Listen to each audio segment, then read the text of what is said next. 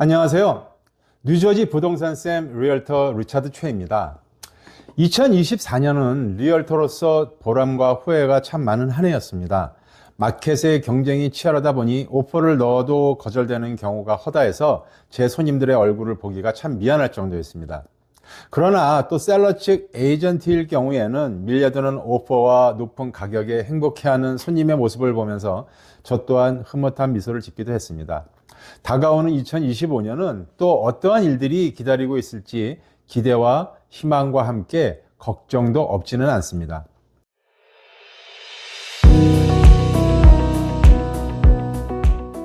최근 여러 기관과 언론에서 발표한 2025년 부동산 시장의 전망을 살펴보도록 하겠습니다. 발표하는 지표나 숫자는 다 다르고 상충하는 부분도 있다 보니 별 의미는 없어 보이더군요. 공통적으로 지적하는 부분에 대해서 정리해 봤습니다. 2025년 미국 부동산 시장은 주택 가격은 상승할 것이 확실해 보입니다. 지난 3년만큼의 급격한 상승은 아니지만 예전처럼 평균적인 상승이 예상됩니다. 약 3% 정도의 완만한 성장세라 보여집니다. 2025년 기존 주택 판매량은 약 430만 채로 예상이 되는데요. 2023년에 410만 채 또는 2024년 예상치인 400만 채보다는 소폭 상승할 것으로 보았습니다. 최근 몇 년 동안 2% 또는 3%의 모기지 금리로 주택을 구입했던 소유자들이 이제는 집을 내놓기 시작하리라 예상을 했습니다. 제일 중요한 모기지 금리는 하락과 상승을 반복하는 변동성을 보일 것으로 예상했습니다. 평균 30년 고정 모기지 금리는 지난 52주 동안에 6.08%에서 7.44% 사이를 오갔는데요. 변동폭이 컸죠. 2025년은 낮게는 5.9%에서 6.5% 사이를 왔다 갔다 할 거라 예상들을 합니다. 하지만 예전 같은 더 낮은 모기지 금리는 일어나지 않을 것이라고 말했습니다.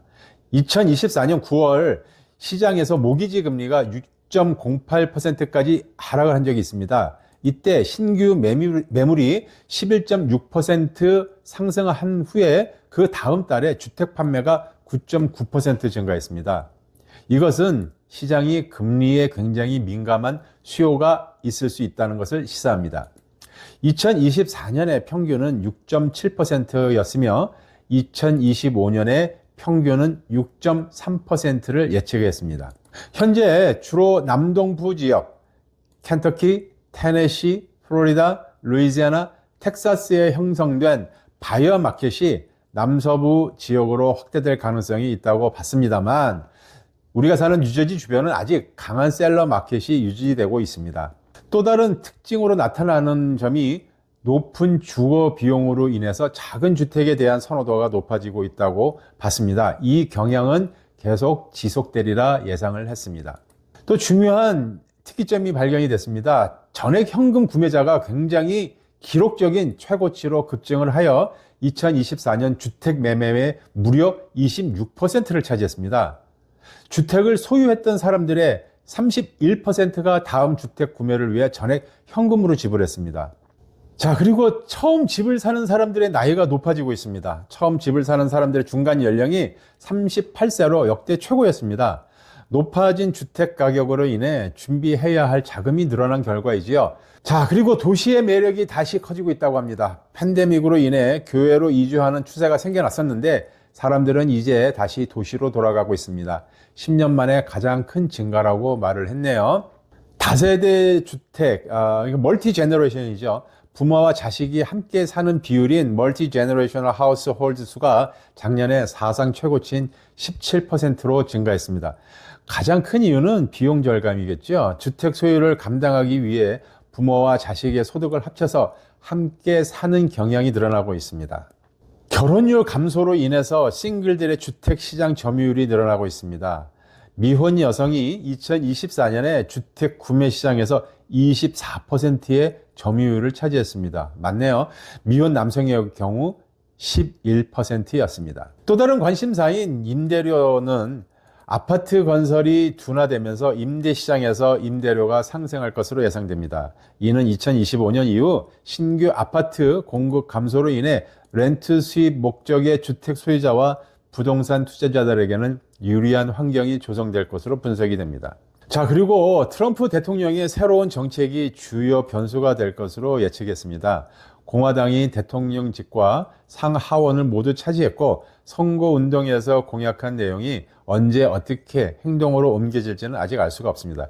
대통령 트럼프 당선자는 선거운동에서 주택 구매력 부족에 많이 주목했는데요. 이는 부분적으로 주택 건설이 부족해서 생긴 문제라고 말을 했습니다. 주택난을 해결하기 위한 트럼프 대통령 당선자의 공약 중에는 연방 정부가 주택 건설에 사용할 토지를 제공하고 규제를 완화하는 내용이 있는데 이는 공급을 늘리는 데 도움이 될 수는 있습니다. 인플레이션을 줄이는 것도 모기지 금리를 낮추는 데 도움이 될 수 있지만 관세, 이민정책, 연방적자, 세금 감면에 이르기까지 전체적으로 볼 때 과연 인플레이션이 더 감소할지 여부에 의문이 들기도 합니다. 높은 관세와 더욱 엄격한 이민정책은 건설 산업에 큰 영향을 미칠 가능성이 높으며 비용이 더욱 높아질 것입니다. 지금까지 각 기관과 언론들의 예측을 보았습니다. 그러나 보여드리는 이 그래프는 2000년부터 2024년까지의 미국 평균 주택 가격의 변동입니다. 그래프의 회색으로 칠해진 부분들은 주택 가격이 하락했던 시기입니다. 자, 첫 번째 회색 부분은 9/11이죠. 두 번째는 서프라임 모기지 사태 때였고요. 세 번째는 팬데믹 시기였습니다. 역사적인 비상 시기였던 짧은 기간을 제외하고는 다시 반등하여 계속해서 상승해 왔습니다. 단기 부동산 투자가 아니라면 집을 처음 사거나 살던 집을 팔고 다른 집으로 옮길 분들이라면 한 번 집을 사면 적어도 10년은 거주하실 겁니다. 그러므로 너무 숫자에 얽매이지 말라고 조언드리고 싶습니다. 어차피 주택 가격은 오릅니다. 오늘 사는 이 집이 가장 싼 날이 될 겁니다. 구독과 좋아요 부탁드리고요. 뉴저지 부동산 쌤이었습니다. 감사합니다.